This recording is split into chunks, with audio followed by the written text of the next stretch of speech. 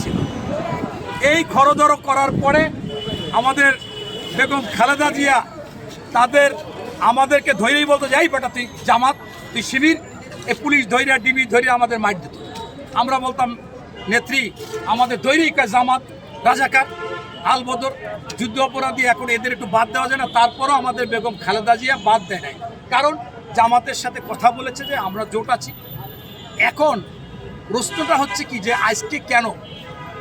আজকে কেন অনেকেই বলে যে আগের জামাতের এই জামাত এক না। আসলেই তো আগের জামাত এই জামাত তো এক না, বলে এক করে এক।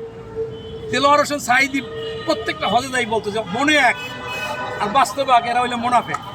এইরকম যে একটা সিচুয়েশন, সেইটা ওনরা কিন্তু আগে কখনো মুক্তিযোদ্ধাকে অপমান করতো না, আগে কখনো বলতো না যে যুদ্ধ ভুল ছিল, আগে কখনো বলতো না 47 ভুল ছিল, আগে এইগুলোকে মেনে নিয়ে আগে বলতো না যে মওদুদি বলেছিল যে মোহাম্মদ তোর কি ক্ষমতা আছে, আমার লাঠির সমান ক্ষমতা নাই, এইগুলো কখনো বলতো না। কিন্তু এখন এসে ওনাদের নেতা এমপি প্রার্থী ব্যারিস্টার শিশির মনির বলে যে আমাদের বিষ্ণু কৃষ্ণ যা মোহাম্মদও তাই। নাউজিবুল্লাহ, আমরা মোহাম্মদ বলি না, আমরা বলি হযরত মুহাম্মদ সাল্লাল্লাহু আলাইহি ওয়াসাল্লাম। কত ব্যঙ্গ, কত ছোট।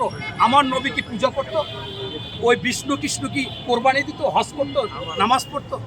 অতএব পার্থক্যটা ওরা টকশোতে যাই বলে, এই জায়গায় যাই বলে যে 71-এর কথা যারা বলবে তাদেরকে এই দেশ ছাড়া করে দেবে। আরে ভাই, তুমি বাংলাদেশ যদি বলো তাহলে তুমি 71-কে অস্বীকার করা তো কায়দা না। বিএনপি মনে করে 47, 52, 71, 90, 24 সব কিছুই মূল্যায়ন করতে হবে। তার মধ্যে অতি গুরুত্বপূর্ণ হচ্ছে 52, 71 এবং 24। এই জন্যই তারেক রহমান সাহেব এই 24-কে বলেছে যে প্রত্যেকটা বিষয় অক্ষরে অক্ষরে পালন করব।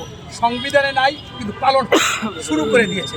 শহীদ পরিবারকে সম্মানী ভাতা, আহতদেরকে ভাতা অলরেডি ব্যাংকে চলে গেছে। তাই জামাত যেগুলো আগে যা বলতেছে, আপনি জামাত যা বলে তা করে না। কয়েকদিনের মধ্যে দেখবেন যে এতদিন হলে জুলাইকে নিয়ে ওরা খেলতেছিল ফুটবল খেলা, এখন জুলাই সবাই বুঝে গেছে যে একই যে জামাত 18 মাস অন্তর্বর্তীকালীন সরকার চালাইছে। আমরা বলেছি আমাদের চোখটা বাঁচে 1 লাখ টাকা হলে দেয়নি, আমার হাতটা কাইটে ফেলার লাগে না 50,000 টাকার দেয়নি, আমার পাটা কেটে ফেলতে হয় 80,000 টাকা লাগবে দেয়নি। তারা লুটে পুটে এই নামে খেয়েছে। আর এখন তারেক রহমান এসে মাসে মাসে তাদেরকে টাকা দিচ্ছে, ব্যাংকের অ্যাকাউন্টে অটোমেটিক চলে যাচ্ছে। ইনশাল্লাহ চিকিৎসা সেবা তাদের সকলকে তালিকা করে বিদেশে পাঠায় চিকিৎসা দিচ্ছে। এরপর তারা স্বাবলম্বী হবে, ব্যবসা করবে, টাকা পয়সা থাকবে। ওরাই ঝাড়ু নিয়ে পিঠাবে যে একসময় 71-এ যা করেছো, আবার এই চেতনা শেখ হাসিনা হইলে 71-এর চেতনা বিক্রি করেছে, আর তোমরা 24-এর চেতনা বিক্রি করো। শহীদ হই আমি আপনাকে একটা উদাহরণ দিই। আমার বাড়ি মোড়লগঞ্জ।